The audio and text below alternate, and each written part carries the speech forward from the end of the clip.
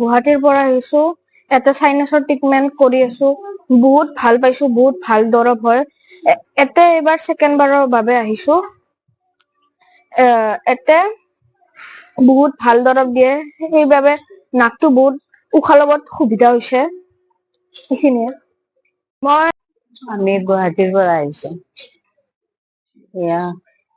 second বাৰ আহিছো প্ৰথমবাৰ আমি ইয়াতে ট্ৰিটমেন্ট কৰি মৃণাল চমুৱাৰ ওচৰত সাইনাছৰ ট্ৰিটমেন্ট কৰি আছো ইয়াতে আমি খুবেই ভাল পাইছো গতিকে এইবাৰ সেকেন্ড বাৰ আহিছো আহি ইয়াতে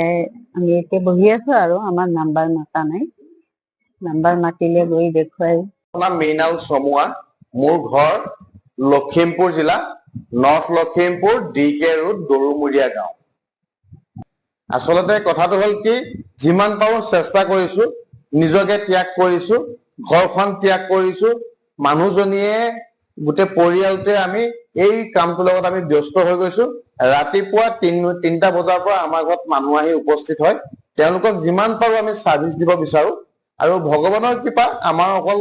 নিজৰে আমাৰ কথা নাই তাত ভগৱানেও কৃপা কৰিছে আৰু মানুহবিলাকৰ যথেষ্ট ভাল হৈছে প্ৰথম কথা হল কি বেবীৰ কাৰণে যিসকল মানুহ আহিছিল প্ৰথম অৱস্থাত আমাৰ অলপ বেয়া আছিল কিন্তু এতিয়া আপোনাৰ বহুত বেছি ভাল যিমান মানুহে খাই গৈছে ঔষধ ভাগ সিমানৰে হৈছে এতিয়া আমি তেওঁলোকৰ পৰা 1 টকাও নলওঁ পইচা পাতি নলওঁ তামোল পাণ এটা লওঁ ধূপ লওঁ আৰু মিঠাতেল লওঁ তেওঁলোকক আমি কামটো ফ্ৰীকে কৰো মোৰ মনটো খুব বেছি ভাল লাগিছে আৰু আমি মেডিচিনটো দিছো কিন্তু এটা কথা ভগৱানৰ ইয়াত হাত লাগিব 1 নম্বৰ কথা আৰু 2 নম্বৰ কথা আমাক ভগৱানে বহুত বেছি সহায় কৰিছে হেতু ভগৱানৰ ওচৰত বহুত ধন্যবাদ আৰু আজিলৈকে যিমান মানুহে ঔষধ লৈছে